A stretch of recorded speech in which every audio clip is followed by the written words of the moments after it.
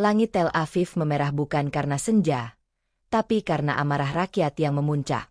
Di balik jeruji kekuasaan, Netanyahu terpojok, bukan oleh musuh dari luar, tapi oleh rakyatnya sendiri. Tangisan anak-anak Gaza menjadi gema di jalanan Yerusalem.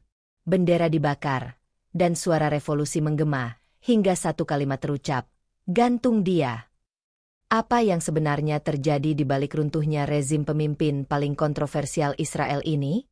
Namun sebelumnya bagi yang beragama Islam saya sarankan untuk menuliskan sholawat Nabi Muhammad agar kelak sholawat ini menjadi saksi untuk mendapat syafaat di akhirat.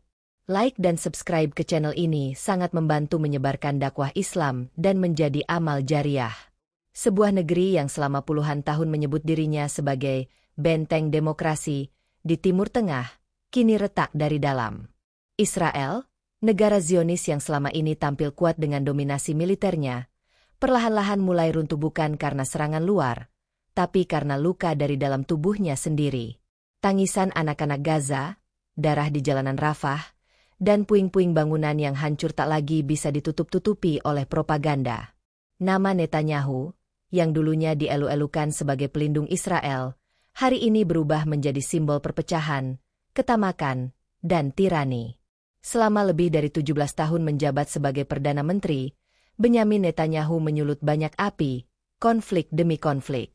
Tapi rakyat Israel mulai sadar bahwa api yang ia sulut bukan untuk melindungi, melainkan untuk menyelamatkan kursinya sendiri. Tuduhan korupsi mulai bermunculan, laporan-laporan pelanggaran HAM makin sulit disangkal, dan yang paling tragis, rakyat Israel sendiri menuntutnya dihukum gantung. Konflik dengan Iran menjadi puncak kegilaan. Israel meluncurkan invasi militer besar-besaran ke Gaza, namun bukan hanya itu yang mengguncang dunia. IDF, tentara Israel, dituduh menggunakan taktik keji, dari racun yang dicampur narkotika, penyiksaan tahanan, hingga penembakan warga sipil yang sedang antre bantuan makanan. Yang lebih mengerikan, semua dilakukan dengan sadar, bukan karena panik atau terdesak di medan perang, melainkan sebagai bagian dari strategi militer resmi. Tapi badai yang paling besar bukan dari luar. Di dalam negeri Israel, terjadi krisis ideologi besar-besaran. Kelompok ultra-ortodoks, nasionalis kanan, dan liberal sekuler bertabrakan dalam benturan nilai yang makin keras. Tahun 2024, ribuan orang turun ke jalan. Yerusalem dan Tel Aviv lumpuh. Bendera dibakar, jalan-jalan diblokir, dan teriakan rakyat menuntut satu hal. Netanyahu harus turun. Warga Israel kini melihat sendiri bahwa serangan ke Gaza bukanlah jalan menuju perdamaian, melainkan jalan menuju kehancuran generasi mereka sendiri. Mereka tahu, jika konflik ini terus berlanjut, maka anak-anak merekalah yang akan tumbuh dalam ketakutan dan darah. Namun sayangnya, sebagian rakyat masih mendukung perang. Bagi mereka, tanah Palestina adalah janji suci, dan mendukung pemerintahan brutal dianggap sebagai bagian dari iman. Inilah wajah Israel hari ini, terpecah, keras kepala, dan kehilangan arah. Dari balik layar, terungkap pula intrik yang lebih kelam. Kelompok-kelompok pemukim Zionis diam-diam memperluas wilayah di Gaza, dibantu secara tidak resmi oleh pemerintah. Mereka menyusup, membangun, dan memaksa kenyataan baru. Bahkan ada pengakuan bahwa Netanyahu senang dengan aksi ini, meski di depan publik ia menolaknya. Itulah politik kotor Israel. Satu wajah di depan kamera, wajah lain di ruang gelap kekuasaan. Dan kini, gelombang perlawanan tidak hanya datang dari rakyat biasa. Ehud Barak, mantan Perdana Menteri Israel sendiri, menyatakan, menjatuhkan Netanyahu adalah prioritas nasional. Ia bahkan menuduh Netanyahu membawa Israel ke jurang kehancuran dan menyatakan perang di Gaza harus dihentikan. Dukungan dari Amerika mulai goyah. Pejabat AS bahkan memberi tekanan agar Israel melakukan gencatan senjata dan membuka jalan damai dengan Hamas. Namun badai terbesar belum berhenti.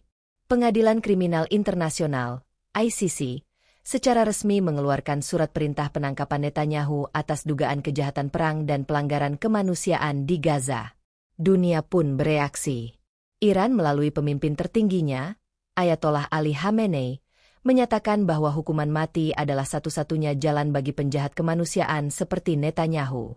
Menurutnya, penjara tidak cukup, peringatan tidak berarti, hanya tali gantung yang pantas. Namun Netanyahu belum sepenuhnya jatuh. Ia masih memiliki satu sekutu kuat, Donald Trump. Mantan Presiden Amerika itu meminta agar proses hukum Netanyahu ditunda.